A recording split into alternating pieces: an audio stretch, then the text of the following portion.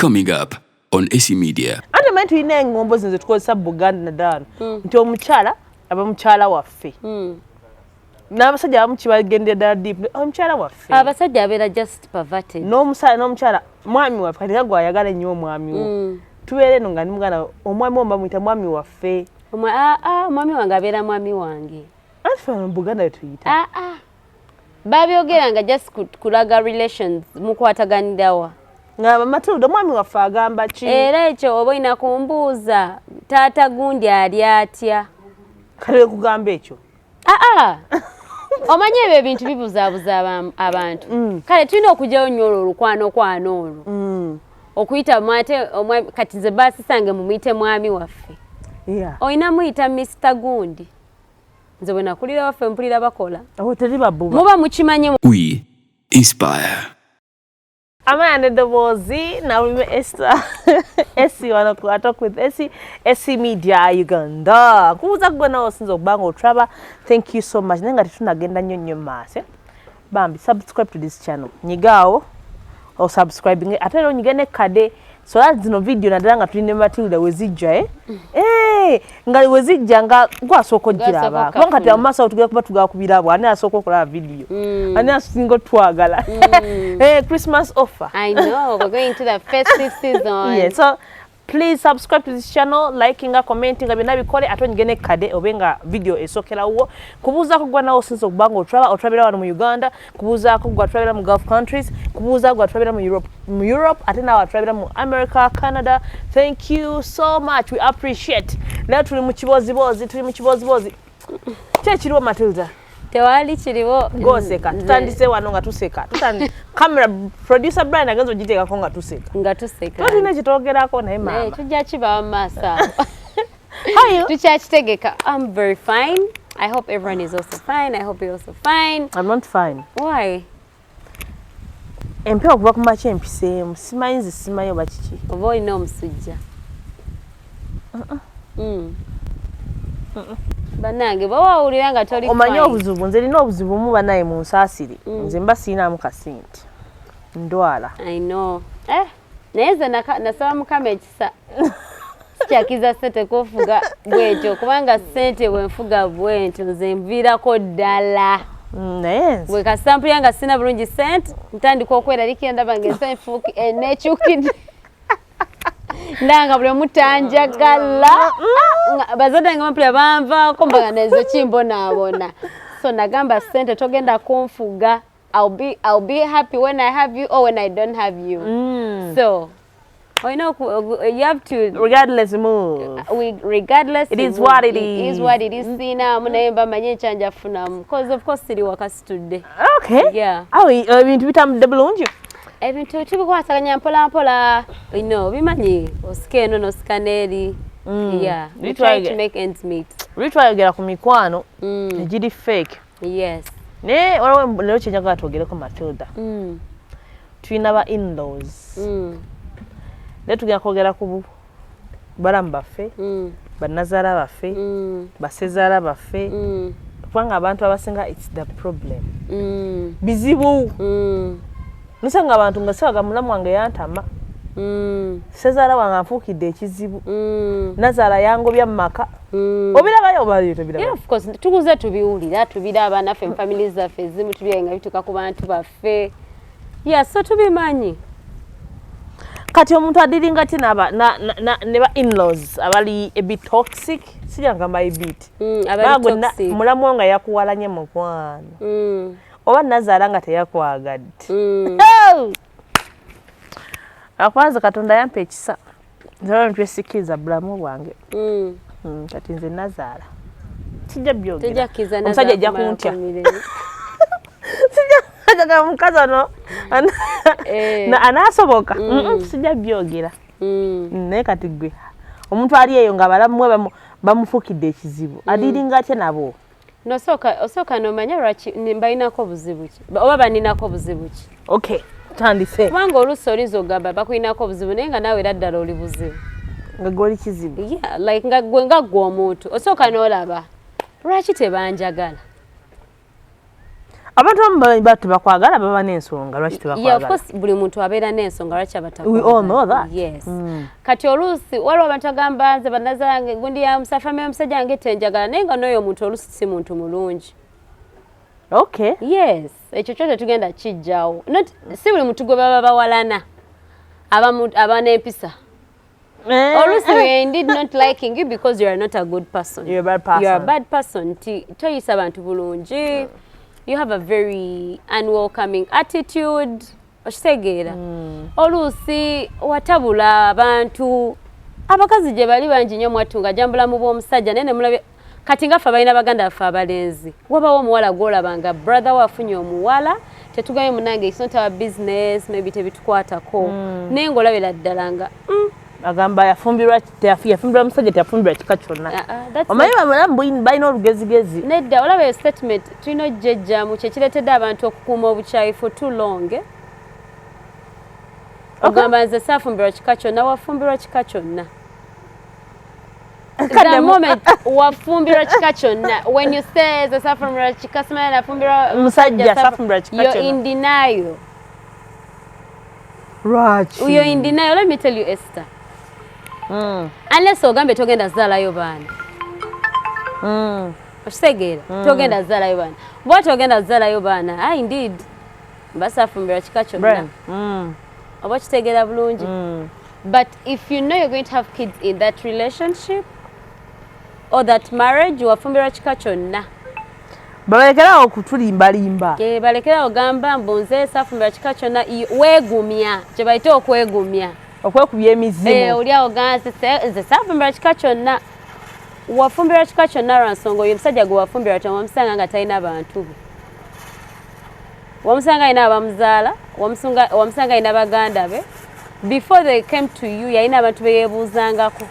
Okitegeera? So you should really try to cope up with people. Nature tuyiga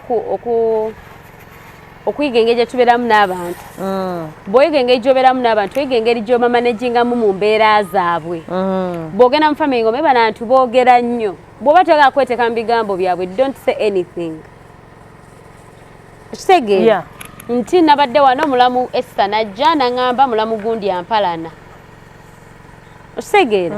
Kuba ng'obeerawo family z'obeeramu Esther ng'otula katebe oti n'olabanga omwami wakututeyo naye n'obalaba enneeyisa yaabwe olina oyiga okusoma abantu.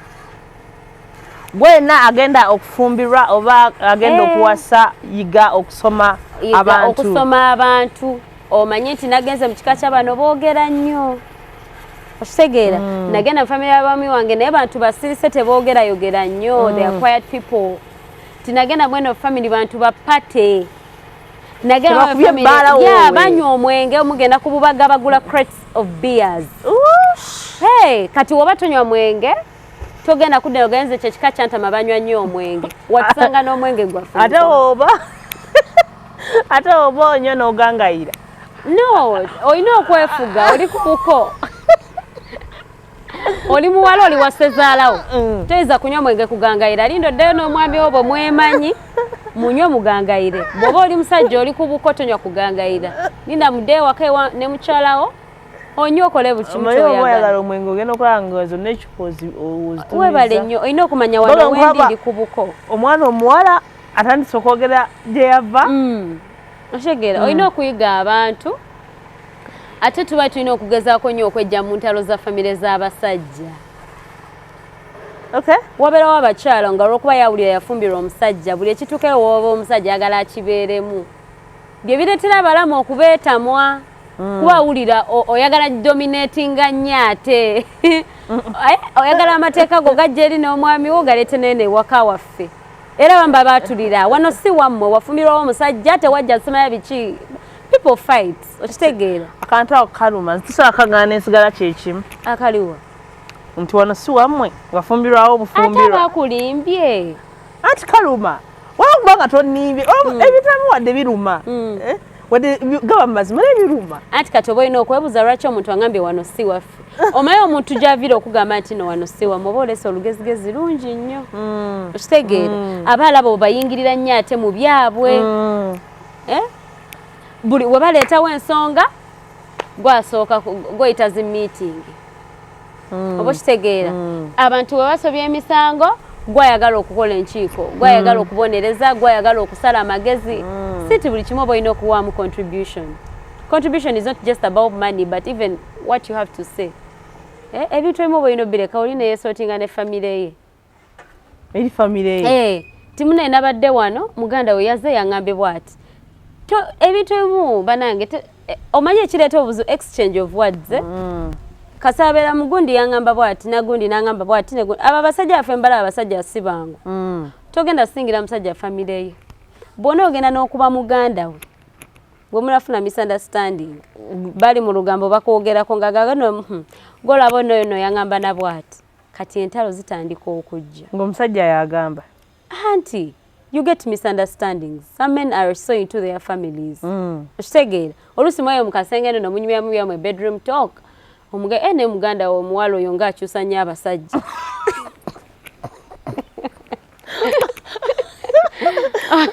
ekitegeera esiye kati ajja gamba akakaseera no muganda bamubyogera nga muli ba mikwano jjukira ne bane mukwano sisawo ng'akyusa nnyo abasajja lina mulaba ne Gerard gundi ate gujjo twagenze ku birthday ya mamamwe twamulabye ali ne po ne Brian ate abaana tabafaako lwamufanyamu ka misunderstanding bwe kati omukazi oyo yatamanzi osobola kikiza nti no yagenda ne wano tutwali awo nga twogera sebo n'agamba mbusimanya ye ng'okyusa abasajja okitegeera ate kati jjukira oluusi akyogedde mufunye just misunderstanding temukyawaganye agenda kudda mugenda kudda mukole ki gwe tomanyi nti no yakwogerako omugambo kati ogenda olaba Esther yakubuzanga takyakubuuza kubanga omuntu oba amugamba mazima nti akyusa nnyo abasajja kati oli already obadde omugeeya abantu balumwa nnyo bageeya olansa okujja nekugamba ekintu nekitakuluma nnyo naye ate nekigamba Brian n'akigamba nogamba what whether it's true or not wanjogeddeko abantu tebaganya obbogerako naddala mu bantu ababamanyi oba okitegeera so kati omuntu ye buli waba yafuna ekyo ekintu omuntu abagamba you're meddling into our family business. Some people babagamba you're meddling into our family business. Wano oliwo nga musajja wawasa buwasa Matilda tewafuuka wakika okitegeera teweteekawo nnyo weputiwo so kiba kirungi nnyo ne tugezaako nnyo wezuule gwe nga go why are they hating on me gowulira nga bwe evaluatinga bwoti nomanya munange bano abantu bajje wange I welcome them well we bajja sibamangako kyakulya abaana bwe baagala mbaba ne babalaba okitegeera we mba nina ensonga mba nnyonnyo ne bagananga abaana basoma abaana bali bwe bati tebali bulungi nnyo tebewulira bulungi balwadde tebajja sawummula nga gwe we evaluating owulira you're trying to do your best awo ng'omanya these are the problem kati ng'omanya what can I do now okubeera nti kuba kyoba olina okumanya olina omakinga sure nti obeera nawo mu mbeera ennungi kubanga entalo tezigonjoola nsonga nti abantu bano baninako obuzibu ye nengenda kusurvivinga ntya nabo kuba jjukira emikolo gikyaliyo abaana bakyakula basoma obubagabaga bukyajja kati eyo point gye bagamba nti you have to ignore certain reactions nti bw'ogenda ku mukolo omulamu oli n'akusooza wefuula atawulidde I'm telling you wakusoza bwati nga unless Esther ogenda ngamanyi nkola lutalo ono omusajja ngenda mukyawa twete no nze just badde nga abaganda bwakusoza wefula omusiru genda that statement awo sema omusiru takusiriwaza gye biva ebyanti bannanga bakyala mukiwulidde ekyo oba okiraba mulamu wo wakusoza mulabe bulabi bwesonyiwe kubanga unless ogamba oyo omusajja ogenda kudda mulamu omwekube ng'omanyi ogenda waliwo no ng'ojja kola akavuyo manyi muganda mwenna mukyawa noba ngenda siridda ate era oluusi era tekiyamba lwa nsonga oli mulekayo baana bo bw'oba wazaalayo abaana ng'olina abaana mwami oyo so mulabe bulabi after all tasula nawe mu nnyumba buli lunaku unless nga babeera mu njuyo ng'abeera mu njuyo buli lunaku awo kati oyo abeera mu nnyumba yo okola otya abeera mu nnyumba yo olina okosa obukujukuju bonna olaba ng'agenda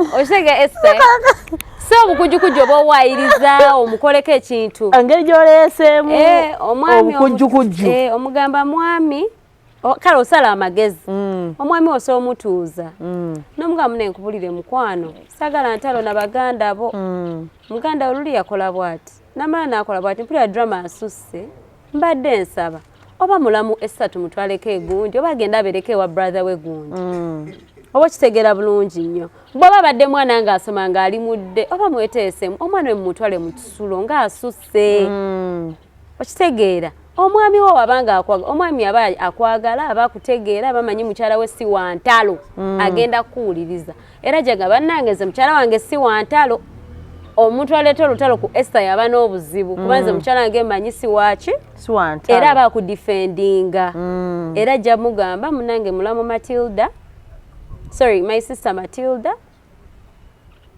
ndoza oba tukuteeke mu kisulo teetaaga mugamba gundi Esther takwetaagawo wano gundi oleta waba akuze waba akuze munaye ndaba wandigezeeko muki mu kisulo bw'oba oli muntu mukwala mugabe genda ofumbirwe oboddeko abazadde baffe kuba kati oli mukulu obufumbo olizoba nga mupapya jjukira kati saatega batupapya okufumbirwa batupapya kola kino abakazi gye bali ababeereyo nga bayomba agamba obufumbirwa kitogera n'ofumbirwa okuze olwokuba oli awo so awakirawo mugamba brother we oba mwana mumufunire w'abeera mumpangisize oba mumufunire omulimu akole afune gy'akola ki oba jjenga kiro oba gye omanyi omuntu ono ajjawo ekiro kyawukanamu n'onabeera awera buli kaseera nti mumufunire omulimu akole kuba ndowooza n'okuba idle kireesa obuzibu bw'afuna omulimu adde akooye yeebaka tulo weekend era bawuli agala kufuna mukadde ng'omuntu era yeebaka tulo kitegeera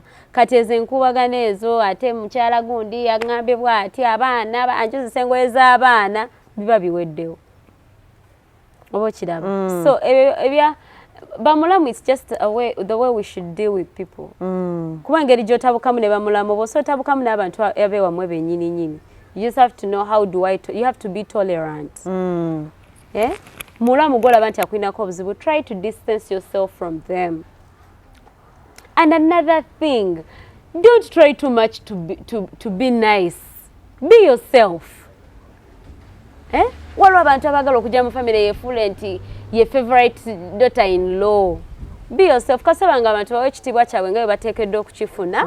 Sezalawo ofukamira n'omubuuza okuba okufukamira kukkirizibwa.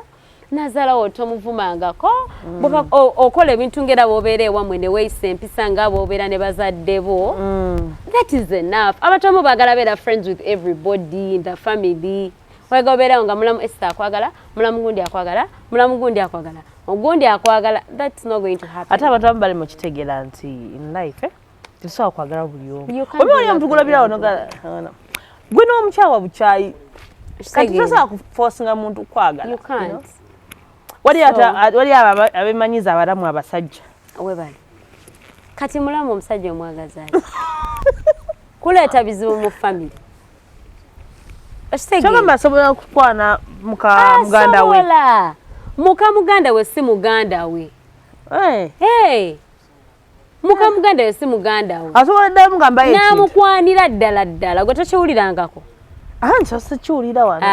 Gye kiri kingi nnyo era abatula basobola okunjulira abali nga muganda we yakwana mukazi we. Your brother-in-law vibes you. Nze tekintuukangako but it happens out there. Balamu wamukwana namufunisa olubuto oba bagenda ku DNA omusayi gulaga. Anti guba gulaga. By the DNA ebeera positive lwansonga musharinga DNA. So it's very tricky. Ekitegeeza omusajja yenna nga alina mukyala we. Mukyala we asobola kwega ne muganda we. Olwaka ebeera DNA. Ebeeraga nti omwana wuwo. Yes, I think it's very possible. I'm not so sure about that. But you're still so kubuuza. Abali babuulire. Agwewe naali. Akiraba kisoboka. Kisoboka. Naye nga nze mu ndabe yange kisoboka lwansonga nti omusajja asobola okufa. Naye okumanya nti ndo ddala era belongingako yo clan. Basobola okola DNA ne jjajjaawo omusajja.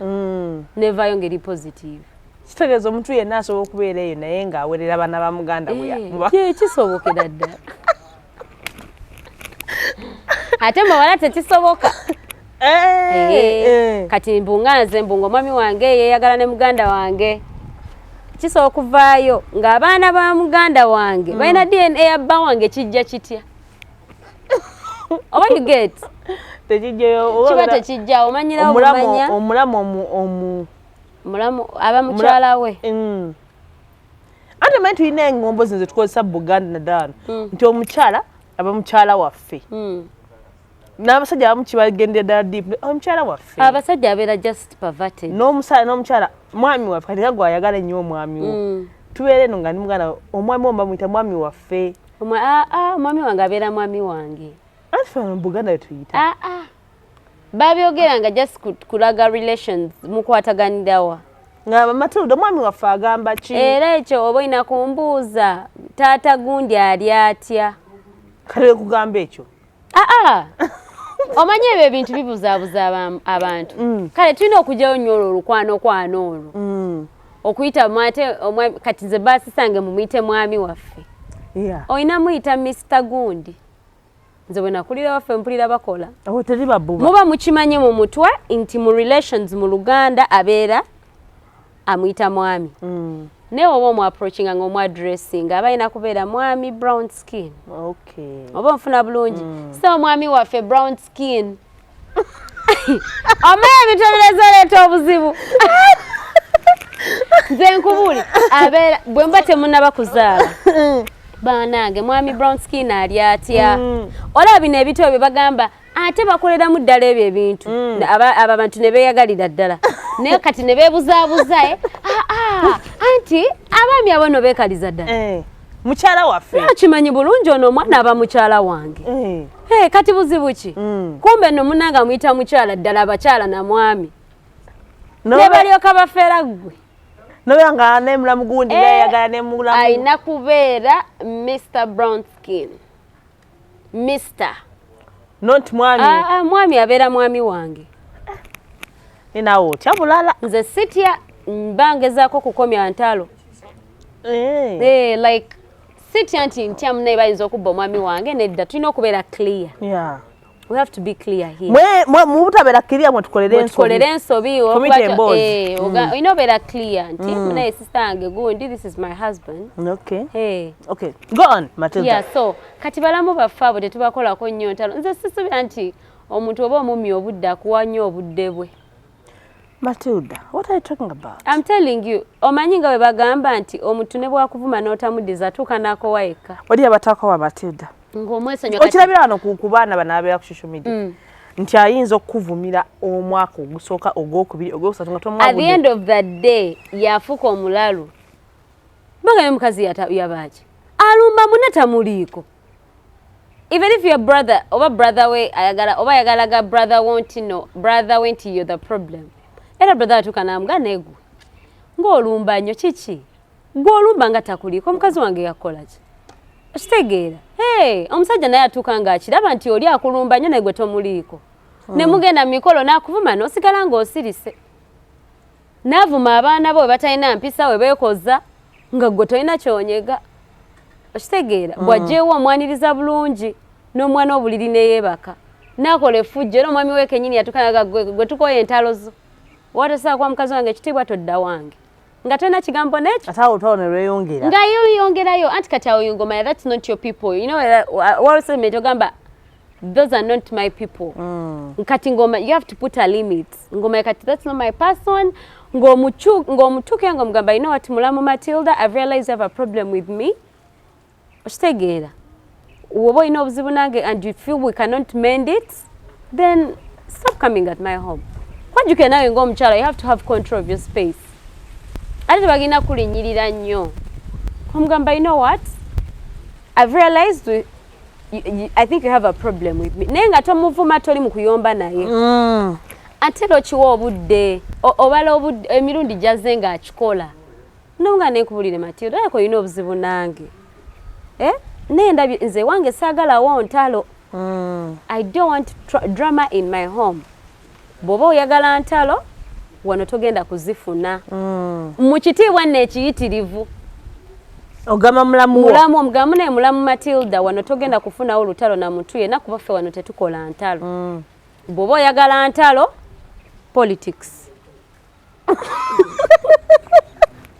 Genda mu politics mu opposition oba oyagala FDC oba DP oba NUP wane wange tetwagalawo ntalo. Entalo ziri mu byabufuzi. Ziri mu byabufuzi.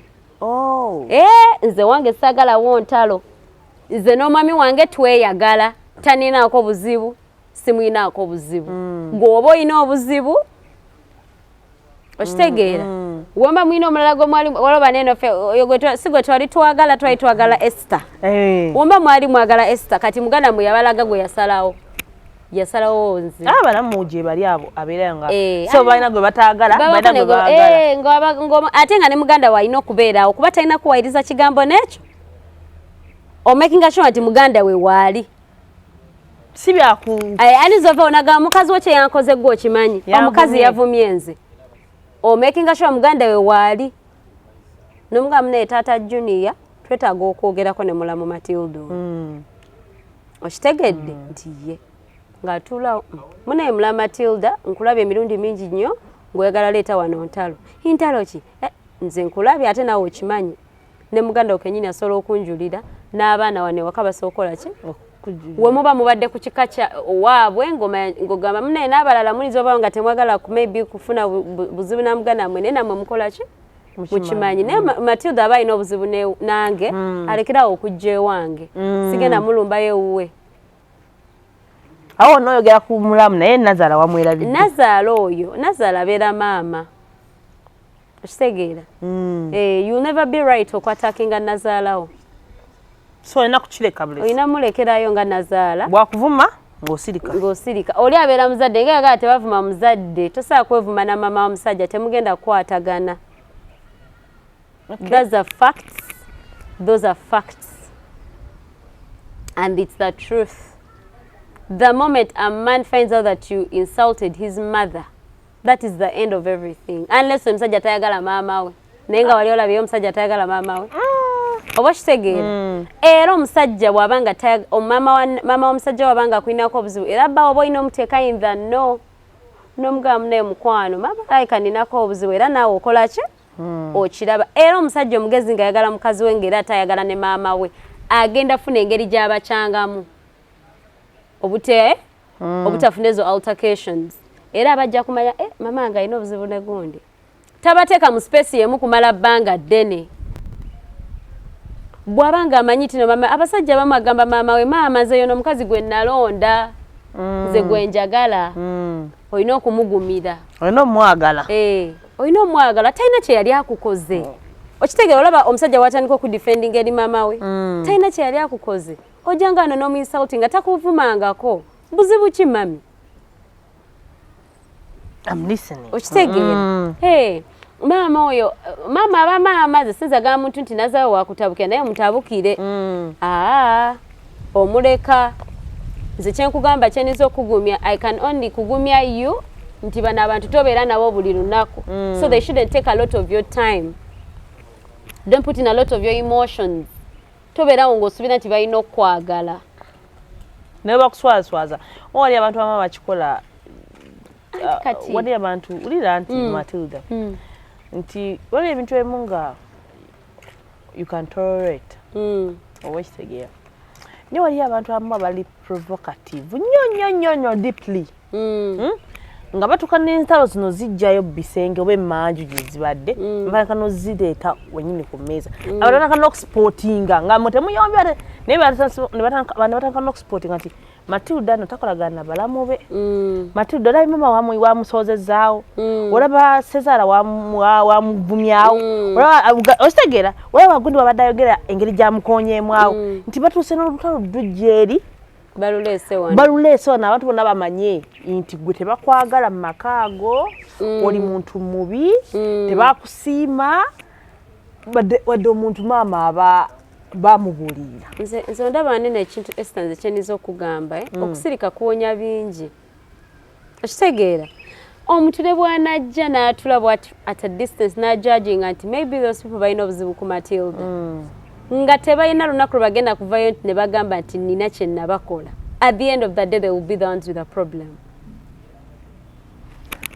kubanga manyi mu bulamu buno obw'ensi tusirika ate nekya Esther abantu basirika naye wanyigiriza nnyo ennyindo etuuka ne bleeding naye omuntu ajja kubantu anyiga kubisemu oluya olaba nze Esther nkubuulire ekifo ky'okubeera n'omusajja ne mutakwatagana olwa famire ye bw'oba olya ng'okooyo sirika you can sit with him ne mwogera naye Namugamba, you know what, my love, I've been so in love with you.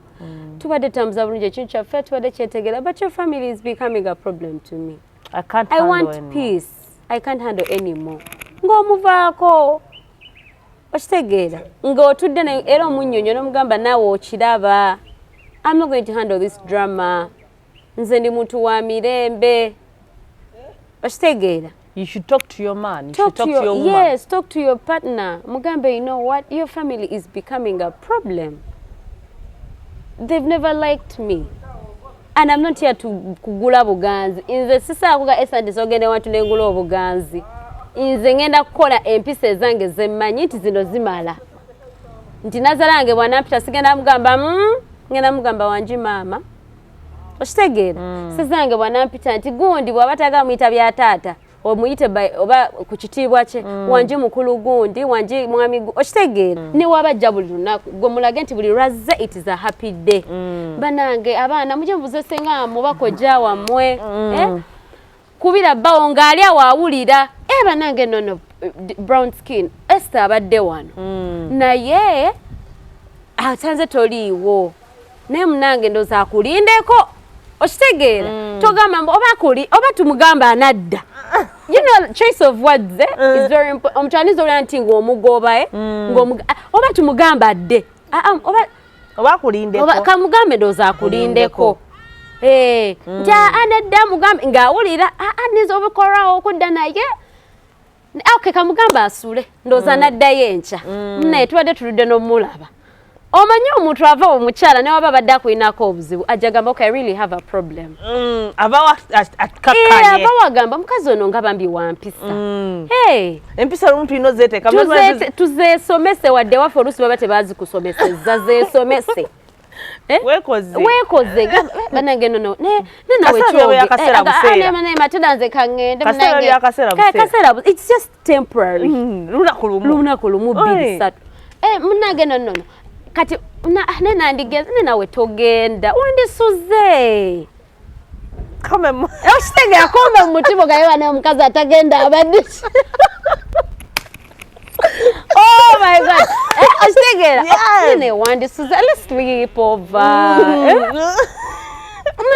ekikulu naawe bronskin agenda lwayo nnyo ate I have work. Oh my god, it's so unfortunate emirimu najjo gyatujirira omutoneze nakubeerako naku bantu be okitegeera Matilda ajjava ng'agamba bannange bw'ogende wa brown skin oba toyagala kuvaayo mumutreating omukozi bannange temuleekanya mizindaalo gwe kiki okitegeera like omuntu mumuweeyo eyo ambiance ngayagala kubeeraawo every time naye abantu abamu balamu bammwe bajja n'oyongeza emizindaalo tv nogirekana nnyo kwegamba n'omulagira ddala here you're not welcome.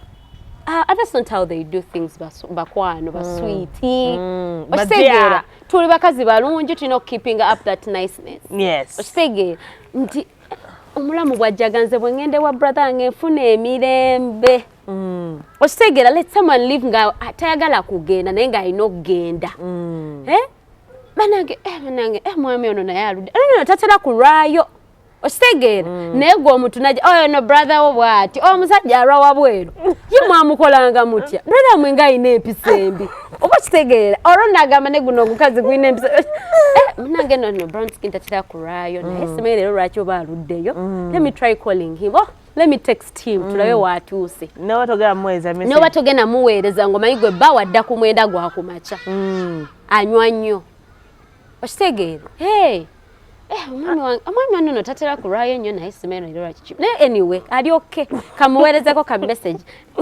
aŋambye ali fine ajja ne waba aluddewo nnyo osogendako ndowooza mutengo gira omulamu bw'anaaba ng'akomyewo nja kuyita okitegeera omuntu awulira ng'omuwa okaminze omulazi omukwano banange ne waba badde akola naga badde azze n'ebigambo ofuusa okuvuma aze okulondalonda obuze omukazi agenda bawagamba siriddira kuwala n'abantu omukazi waffe oli alina empisa ne waba abadde nga babadde balina gwe babadde baagala brother abwe awase baje ga banene dda ono tusooke tumwemu ka time tulabe. I'm telling you. No, you're telling us. You guys, you use those very small things. Tips. Direta ebyamagero. Some things you don't even have to be stressed. Just do the right thing. Be welcoming. Be happy. Neobo badeba oyakunyiziza banange try to keep your anger. Bwajja banange tusanitse balaba. Nazala obwajja. Weefula nti nebyo badde okola byonna obivuddeko.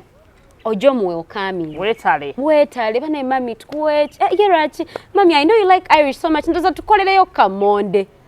Agamba sagala kamonde maybe mwenzo kumpe toke. Okitegeera. Like give that kind of omuntu awulenga ali waka w'abaana be. Ate alemekuliranga azifa z'okuyikiriza abaana. Ng'omugugu. Omuntu tomuleta awulanga z'obayikiriza. Nti mami, you're in a home of your children. Please be comfortable. Feel at home. Mama Nazara wabereyo nga misinge mwana we. Nenga tatagana na muku jako kuba manyi you take very good care of her son. Bananga temwogera ku bronskino mwana yafuna omukazi oli omwana tetumutegena mutegeera. Okitegeera like be the best. Tumalirize Matilda. Mwezi spera kumanya. Mwino yigo ngeje bakwata mu balamu. Bintu bingi byenjiza olwaleero. Bulijjo mbadde manyi ndi mugezi nnyo naye. Matilda bingi nnyo byansomeseza naye tugende maaso. Kanange nange ninga gwe ali ya screen. Just do the right thing. Okay. Awo mfumo ja buwangula. Ogenda buwangula like ogenda buwangula. Okay. Omusajja muteka neoba toyagala agenda mugende mukwano katulonyola bakubazadde bo. You don't need to go with him. Yes. I think you should go and visit Koba, your parents. It's coming to 6 months. Tobalabako goza tebakumisinga. Okitegeera era omuzadde omwana we wabadde talina habit ejja balaba ng'amala n'emyaka 2 n'atandika ogenda ngo after 6 months or 4 months bajja gamba omukazi yaleetera gundi ono okujja otulaba oyo. Omukazi alimu amagezi oyo. I'm telling you. Esther gwe bigezesa ojja kumbuulira. Bigezesa gwali awo kikola. Bala mu bigezesa nze nabigezesa. Gwali awo kikola. Omusajja banange but sweetheart, oba onyo genda ewaka wammwe. Maybe olowooza takumisinga. Don't you think your dad misses you? Olowooza baba tebalina ku magezi malungi ge babagala kuwa. Go visit them. Go get some tips. Genda ofune ku mikisa. Tewetaaga genderako. Matilda atuse. Matilda. Atukeeyo. Mudashika 2 oba 3 maliriza tuve wano. Banange nsiso bagamba. Sagala tugambe nti no balamu baffe babeera batuwalana oba abantu babeera tebatwagala. We should just learn how to live with people. We should learn to be tolerant. We should learn to be patient. These people tokuze nabo, they are just trying to learn you. But make sure when they are learning you, they are learning the good side of you. Tebali mukufunako side mbi. Ate tokola side nungi gula buganzi. Kola side enonjo olwokubanga that is who you are. You are a good person. Omuntu wajje wakawo omwaniriza bulungi. Omuntu wajje wakawo oli very disciplined. Bwoba ogende wabewo omusajja naye omusajja ng'ogenda ku side y'omukazi. Toyambalanga muyaaye. Banange badde sogedde ku basajja Esther. Ogenda ku side y'omukazi oyaga kwambala bino. Ekino. Anti weekend. Ekino tekigenda ku side ya buko bannange. Oyambadde skinny jeans, be gentle, oyambala empale y'obulungi, yambala asibye balance. Asege masibye balance. Yambadde vest. Bobo amatu oyagala ogateekemu ne pini. No darling, that doesn't visit your in-laws. Yambala bulungi olugero, olinza oba toyagala masuuti. Gulayo akatenjiko nenga si katenji nnyo.